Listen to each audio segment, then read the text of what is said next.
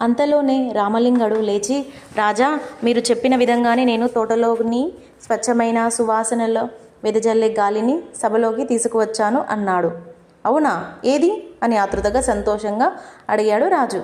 రామలింగడు సైగ చేసి నలుగురు సైనికులను పిలిచాడు. వారు నేరుగా రాజుగారి పక్కకు వెళ్ళి నిలుచున్నారు. వారి చేతిలో పచ్చి వెదురు బొంగులతో తయారు చేసిన విసనకర్రలు గులాబీ మల్లెపువ్వులతో అలంకరింపబడి ఉన్నాయి. ఆ విసనకర్రలు అతారుపోయబడి నీటిలో తడపబడి ఉన్నాయి. రామలింగడి ఆజ్ఞ మేరకు ఆ సైనికులు రాజుగారికి విసరటం మొదలుపెట్టారు. దానితో సభ మొత్తం సువాసనతో నిండిపోయింది. ఆ గాలి రాజుగారికి చల్లటి అనుభూతిని ఇచ్చింది. తెనాలి రామ, నీ తెలివి అమోఘం, నీ మేధస్సు అమోఘం అంటూ కాసేపు రామలింగడిని పొగిడిన రాజు, నీవు నా కోరికను నెరవేర్చావు. నీకు 500 వరహాల బదులుగా 1500 వరహాలు బహుమతిగా ఇస్తాను.